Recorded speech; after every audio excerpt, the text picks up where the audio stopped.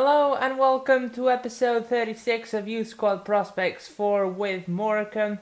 And as you can probably see, and if you watched last episode, you could probably guess as well, we skipped ahead to the Checker Trade Trophy semi-final. This is the area final. We're still yet to play Scunthorpe. And I've skipped through the whole month of January. And because we went through the whole January transfer window, we did have a busy window in the simming session. Unfortunately, didn't got any loan offers.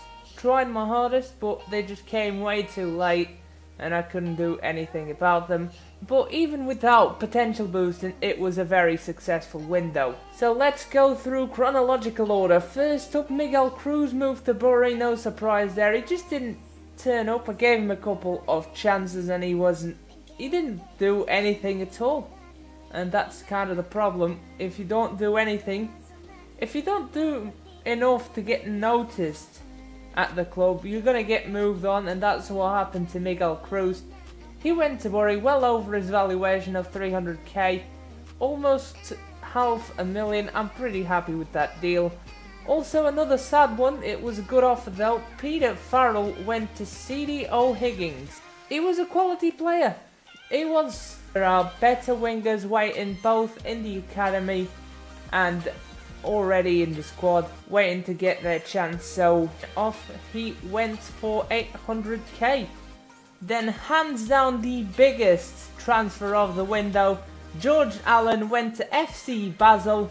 What a transfer this was. Basel came in out of the blue with a transfer offer, and I counted £7 million thinking he wouldn't go. But he did go to Basel. They came with 5. I never rated George Allen that high because of the 1-star skill moves. I was pretty happy with this deal. Then Felipe Silveira went to Valenciennes, another winger that just didn't do enough to get noticed. 850k in the bank. After this, we went ahead and searched into the transfer market. We were needing a centre-back. This was the only transfer into the club in January. Borna Piaka, centre-back, never had Choluka's regen coming into any of my YSL sides, so I wanted to try him out. Hope he turns into another Gamrich. That would be pretty lovely. I doubt that's going to happen, but I want to give it a shot. We bought him for 3.7 million, and Nicola Russo went to Lokomotiv Moscow. He just never really materialised in League One. Yes, he had his moments, but it seems like he's really settled in this league, which is quite concerning. And the fact that I couldn't really boost him after I boosted him in the summer also helped my decision. And this comment from Amongu Gaming, which I was kind of surprised of at first, but from the outside I can see his point. I needed to put in a player. Russo wasn't my first choice. They wanted a striker, and they accepted Nicola Russo. And final transfer of the window, Reece White went to Morecambe on transfer deadline day. 270, just around about his value.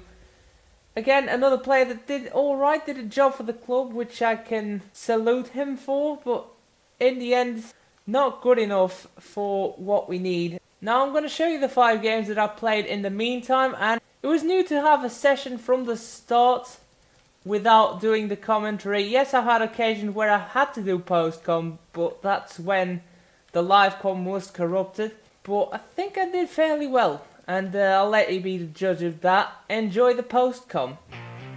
Alright, here we go, trying to go through the games as quickly as we possibly can. First game was against Rotherham, a clash of red kits, and Rotherham took the lead very early on. Very good strikes, and nothing really happened up until that point.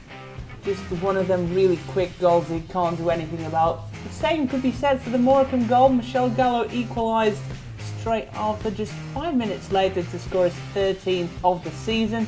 McNeil produced a very good save before half time, and we went into the dressing rooms tied. Then in the second half, created more chances. Same of the first, and finally the goal came. Chevalier with a beautiful turn and a tiny little finish from the edge of the area. Lovely. It's a Megs on the defender, and it's his 3rd goal in League One as well, and we won the game 2-1. Solid game for us. I'd say we deserve to win hands down. Look at the stats right there. More shots, about the same possession. Man of the match, Lino Cortez with a 9.4. I believe he assisted both goals. No, he just assisted the one. Vladimir Rescu assisted the other one. And overall, a solid performance. And in the scout reports, we got Jordan Morris with a £1 million valuation. We had to sign this guy up straight away. He's an exciting prospect. He was our first signing of the window. We moved into the January transfer window in the last episode, remember. Then we faced Blackpool, and there we go. He is back to being top goal scorer in the league, back to being Martin Tyler's puppet. And there he is on the ball, 4 minutes in already. And bang, that's hit the post. Surprise, surprise. Now you can actually move on to score the goals. Let's see. Good ball here to Johannesson. And just working it around O'Byrne. Russo gives it back to Johannesson, who slots it away very nicely. Good finish in the 45th minute as well. Lots of goals happening in the last minutes of either half. Third goal for him as well in League One. I'm really surprised at some of the players not getting that many goals. We do like to share the goals around. Half time 1-0, and the second half was a lot more boring, I'd say. And only chance for Blackpool late in the second half. Good save by McNeil, who kept us the clean sheet. And the win. A very deserving win. It was their only shot on target as well. Nicola Russo was the man of the match with an 8.4. He got the assist, obviously. But he would move on. Actually, I think after this game, or after the next one, I'm not so sure, which is a shame. Now there he is in the starting lineup. This would be the final game, and the top goal scorer in the league is back, but not even he could break the deadlock today. He brought some fresh subs who actually got us the best chance of the game. There it is, Nicola Russo slots in Cortez, who should have done a lot better with the finish. And that was pretty much it for this game. 0-0. Let's move on to the next one. Just not really highlights worthy. There were a lot of shots, very intense midfield battle. It wasn't a bad game to play, but it was a really bad game to watch for you guys, so I didn't put many of the highlights in. And the top goal scorer in the... Oh wait, there's actually a rivalry this time. And we are facing off against our rivals Fleetwood Town. That's right. And this is the first game for Borna Piacco, who's got the number 6, just signed, swapped for Russo, and he's got the Guidi number. But his debut didn't get off to the best of starts. Fleetwood took the lead early in the first half. We equalised from the Kangaroo Dominic Baker. There he is, 1-0. Yet again, come from behind pretty quickly. Svensson with a nice through ball, and all the Kangaroo needs to do is his bread and butter to score his first goal in League One. 27 minutes in, we are back to square one in this game, and that's how the first half would finish. And in the second half, early on, Tyler Clark with a beautiful 1-2 smashes past the Fleetwood defence and slots in what probably will be the winner. And saw a few comments saying that Tyler Clark shouldn't be at the club. This is why he's still around. He is quality. And then Mitrovic gets a golden opportunity, which he just drags his shot wide. Shows why he's a defensive midfielder. Then Ferrari on the wing. Very good move here. And Svensson puts the nail in the coffin. He deserved the goal after his brilliant assist and performance. And there's a bit of a mannequin challenge for you guys. You know how I love that celebration. Beautiful play. Tyler Clark once again slots it away for Ferrari, and it's a Megs on the keeper from Svensson. And it was game done and dusted. And as you can see, if I speed up the clip, yes, something final happened, and no, it was not a Fleetwood goal. Josh Campbell gets the ball back. Callum Townsend's in on the right hand side. Ferrari's arriving at the other post. And there's 4-1. It's game, set and match. 4-1, a brilliant victory over at Fleetwood's turf. couldn't be more pleased with the side, I'd say. And there's the Eric and Gadawi celebrating with McNeil on the background, the captain, who's been tremendous when he's been in the net. He didn't play today, played Malay instead of him. This was the second team after all. I did not expect such a brilliant performance, I must be honest, but I didn't know that the players had it in them. I just didn't thought the opposition wouldn't show as well. They really had a lot of possession, but it was possession between the centre-backs, which is just not really relevant. Callum Townsend picked up the man of the match with a 9.5. Solid performances all around by the front three. And next game would be against Barnsley. And there he is, top goal scorer in the league, but it's in the snow. It's the snow version. And we started off brightly with him scoring after just 3 minutes from the Fresnes corner kick, which he laid over to Erskine, I believe. Good save there, Mike McNeil, to keep the clean sheet in the middle of the first half. And only goal of the game actually justifies him getting that spotlight at the start of the game. That cutscene that we all hate. And how have we not scored that chance? It's unreal to me. Two subs, Chevalier and Fanning are on. Just that quick pace from the wingers, but they didn't even got to do anything because we conceded straight away. Our defense went to sleep, we lost possession, and they punished us on the counter. But we did eventually got the lead back through Cortez. Beautiful strike after a brilliant throw-in. Barnsley were asleep themselves, and you just can't do that with Lino Cortez. That one's for the Venezuelan people as he's pointing there at the camera. Beautiful reverse ball and the finish. Second to none. And that would be how it would finish. A very good run of games, I'd say. And it's time to get back to live comp in a second. But all I've got to say, team has been really consistent, both the first and the second in this spell of games. And Lino Cortez especially has been a revelation. And he has definitely earned his man of the match. 13 shots to 8 just shows our dominance. Cortez did pick it up with an 8.8. And that's me done with the post-com. Enjoy the live com game. After that amazing spell of games where we picked 13 points out of a possible 15, we find ourselves 6 points ahead of second place Ipswich. I am definitely going to sim the rest of February and we'll see how the table goes. But for now, let's play the Checker Trade Trophy semi-final. We're away against Scunthorpe United. And unfortunately their blue and red kit clash with both our red home kit and our beautiful blue away kit. So they're going to have to go on their away kits and we're going to go in our classic red shirt. I'm trying to save my best side for the league games, especially with the simming, it'll help. I wanted to play the new player Piaka in the centre back spot. So he starts with Cunningham and Harris. Then players I can trust, Santoro, Baker, Azevedo with the pace. Rogerson's being quality, Svensson's being quality and not getting the game time. And Kisseley as well. O'Neill back from his loan spell, want to see how much he's grown. He starts in the inside forward role. A lot of fresh faces around, which is nice to see. Checker Trade Trophy action here live from Glanford Park. We're away to Scunthorpe United. Semi-finals of the Checker Trade Trophy. We're so close to getting the first piece of silverware of the lower leagues. Never done it in Youth Squad Prospects history. It's nice to do it for the first time. Let's get it done, boys. That's why I stopped simming here. Don't let me down.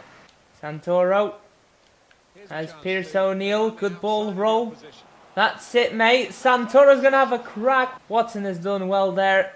Azevedo crosses it in towards Rogerson. What a header to start off the game. You know the corners work in this game. 1-0 after just 8 minutes. Time to celebrate with just substitutes. McNeil, the captain, on the sidelines, commanding his team. He knew how important it was to get an early first goal.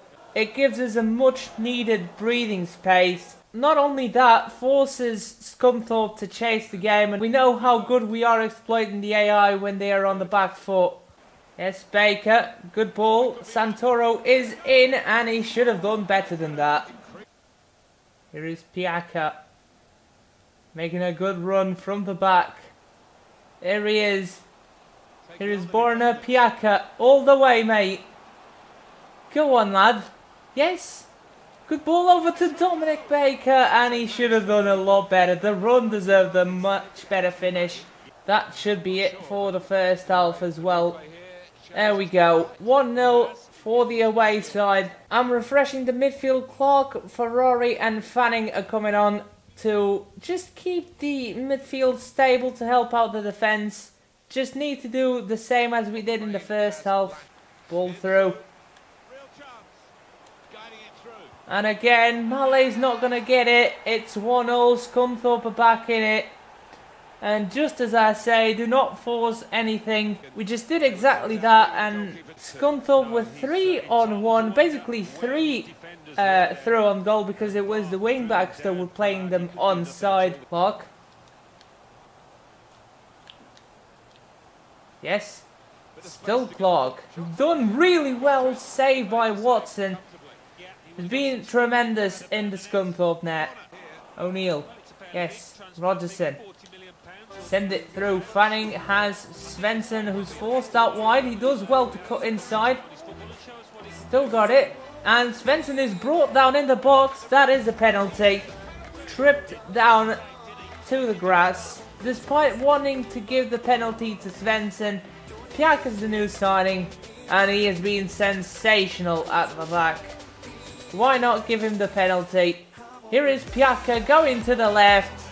It is 2-1, and the new signing has just got probably what will be the winner.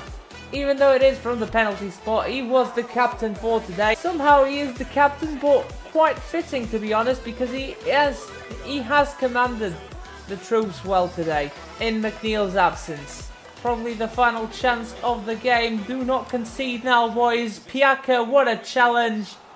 You absolute mountain. Just got to defend this corner and we should be alright. There we go. Malay tips it over the bar. It's another corner. Thought we had a header on the last one, but now Malay should collect this.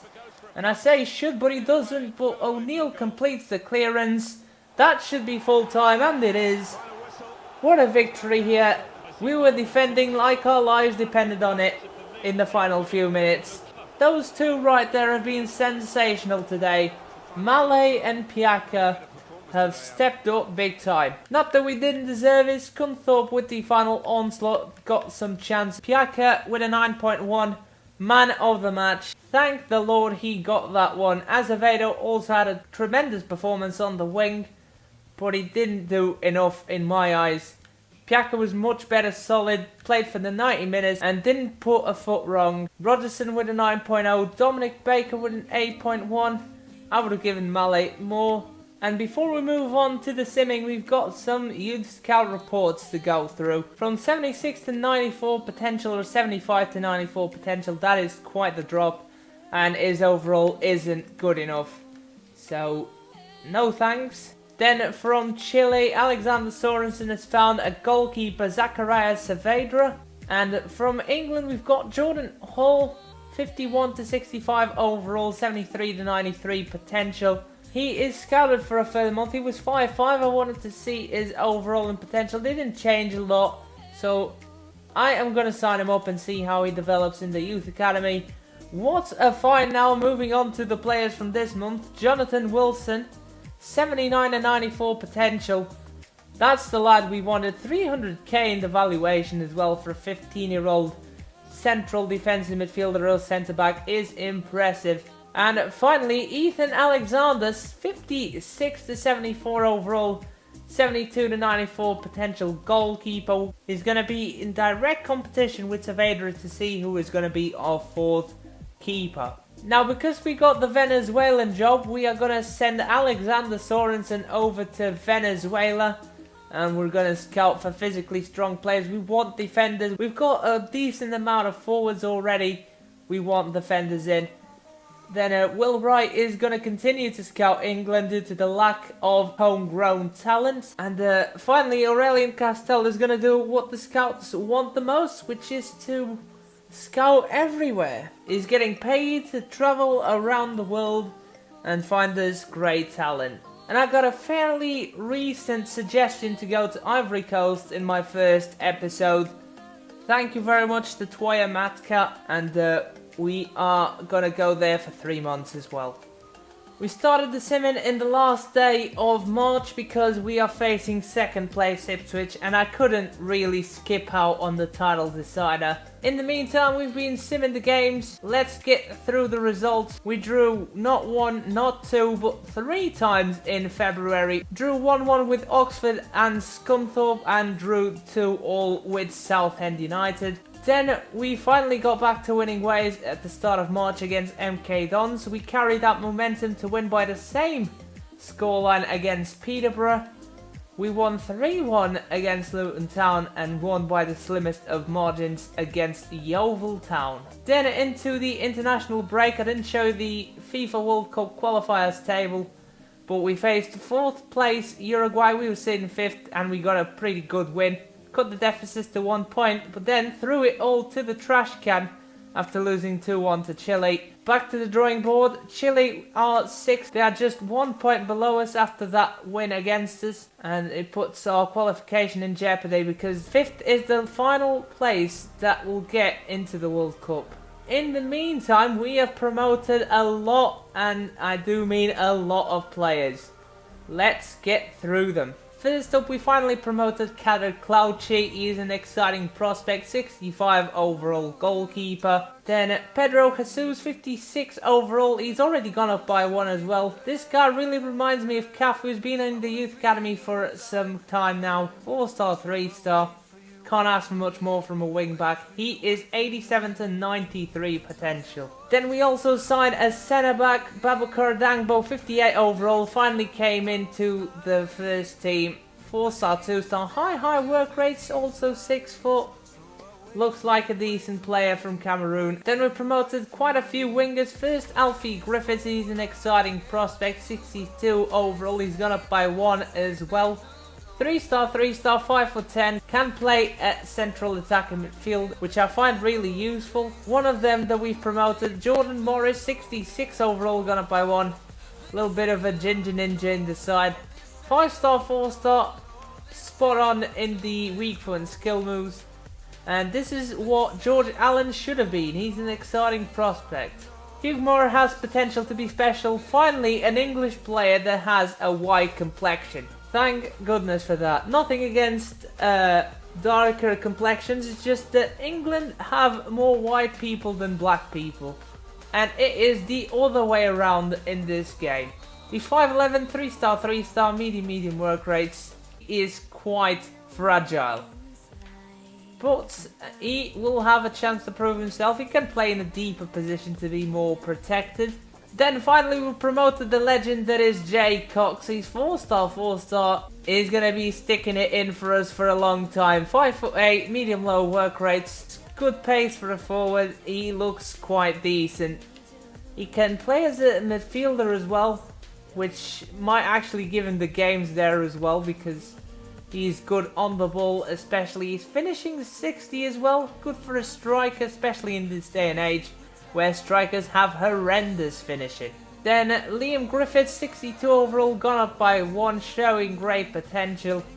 He is another quality winger. He's 5-star skill moves. Yes lads, you've heard it correctly, 5'9". He's got the flair passes trait, which I really like. I don't have many players with traits here. Quick and really good on the ball. Really like that in a winger. He has got some promise here. And to end this youth intake, Liam Martin, 58 overall, left winger. He can't play on the right, unfortunately. He's 3-star, 3-star though, which kind of makes up for it. He's a speedy boy and he can just about dribble the ball, which is what you can ask for a winger in League 1. Just someone that can run at the defence. Right, it's finally time to face Ipswich in the title decider. First versus second. If we win this, Eric and Gadwin gets to go on holiday early. It doesn't get bigger than this in League One. Let's do this.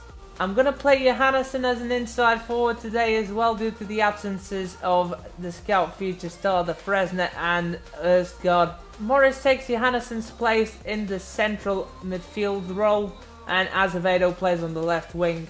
Cunningham and Redenton replace Lewis and Piaka for this massive game. The rest is the first team. Captain McNeil commanding the troops. Let's do it.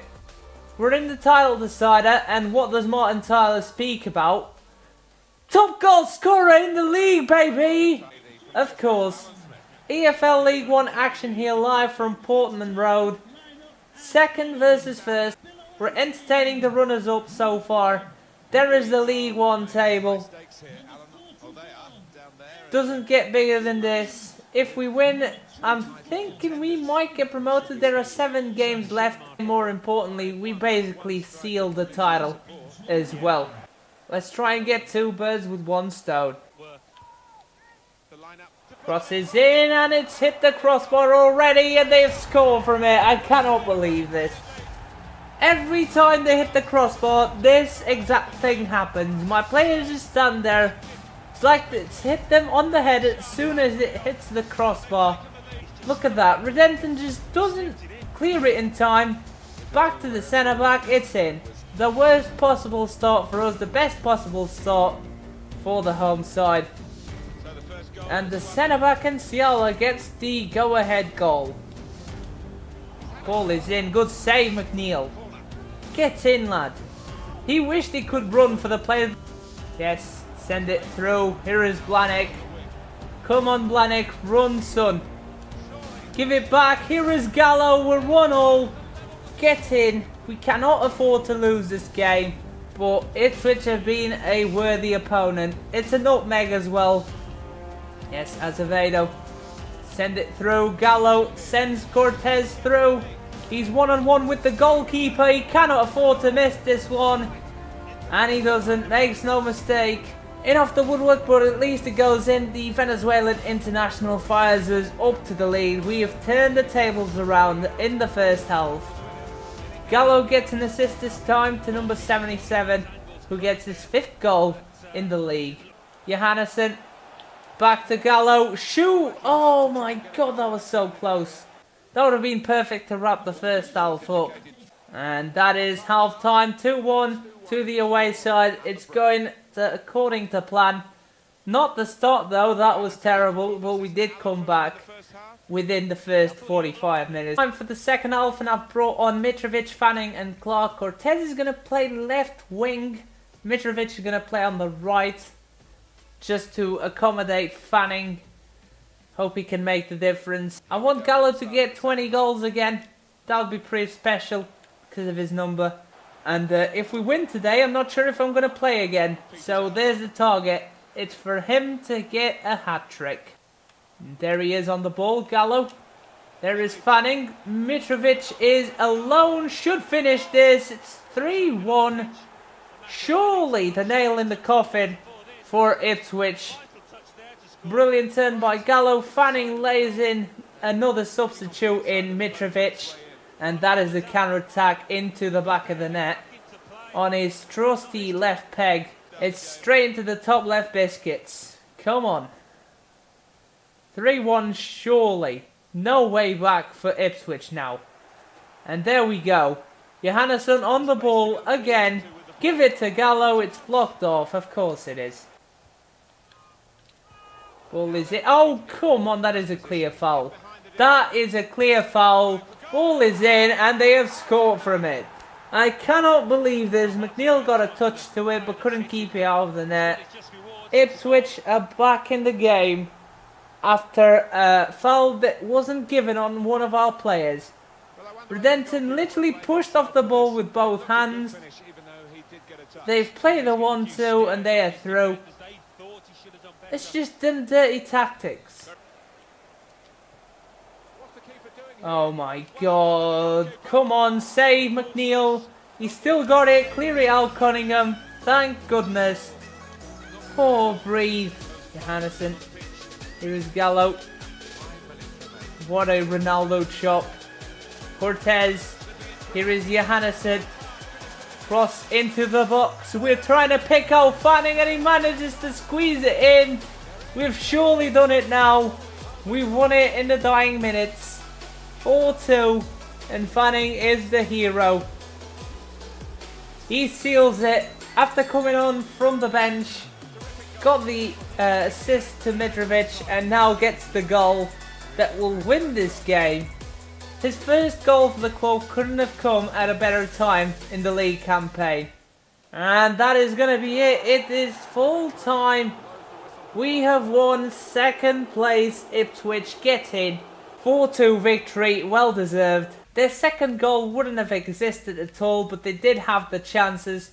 We blocked a lot of shots and a lot of them were long shots. So I'm really happy with the defensive performance today. Got 6 shots. I thought we had more and more on target as well. Michel Gallo 9.5, undisputedly man of the match. Goal and an assist, same for Fanning, but Gallo did play the 90 minutes. He took the game to Ipswich. Lino Cortez with a 9.1 as well. He was solid in the left hand side. Didn't think he'd be this good, but I might use him on the left more often now. Hubert Blanik with an 8.3, solid performance, all the defenders as well, especially Liam McNeil, some cracking saves, 8 saves, should have had more than 8.5 in my opinion, even though he conceded twice. Musa Luo is finally turned 16, we've been looking to promote this guy for a long time. 86 to 92 potential, 57 overall striker. Let's check his weak foot and skill moves. Moment of truth for the lad up top from Cameroon. He is 3-star, 3-star. That is good enough. Same as Mpebe, to be honest. He does remind me of him a lot. Centre forward, physically strong, really good rating, great name. And he can play in the midfield as well, which is interesting. But I don't think I'm going to play him there, especially with his physical presence. Right, Michel Gallo in the Player of the Month shortlist for March, no surprise there. And I'm also going to promote Morgan Clark, he's a 55 overall CDM. Because I want to save as much money from having players in the youth squad. And I need a midfielder for the bench. So he is in. Let's check his weak foot and skill moves. He can play centre back as well, which is really useful. Perfect signing for now. Not sure if he's going to stay around for long. He's got the potential. 2-star, 3-star isn't great. He isn't really going to need the skills. I'd prefer 3-star, 2-star. But this is the starting lineup that is going to play Shrewsbury. I don't want to risk any of my first team players. So the starting 11 is right there. Clouchy, Jesus, Harris, Dangbo, Campbell, Moore, Griffiths, Martin, Luoa, Cox and O'Neill are playing today. Many of the players are making their debut, which I'm happy to see. Let's see how they do against Shrewsbury. I'd be happy with no injuries. And there we go, we lose 2-1 to Shrewsbury. Play the reserve side, I will take that loss on the chin. Right. That is going to do it for today's episode. Massive jump ahead in the season. Still 6 points ahead of Ipswich, but I don't know guys. I've beaten them. I've proved my point. Just play a few games, maybe sim a few as well, and get the season wrapped up quickly. Or should I do an edited version like always? Let me know down in the comments below. I'd appreciate your input. And the table is looking set. Us and Ipswich are going up. It's just a matter of who will win the title. The title is really ours to lose at this point. And we've also got another trophy to look forward to. We've got the Checker Trade Trophy final next episode, so stay tuned for that. But that is going to do it for this episode. I hope you have enjoyed it. I'm going to see you all next time. And until then, have a good one guys. Bye bye. And please vote.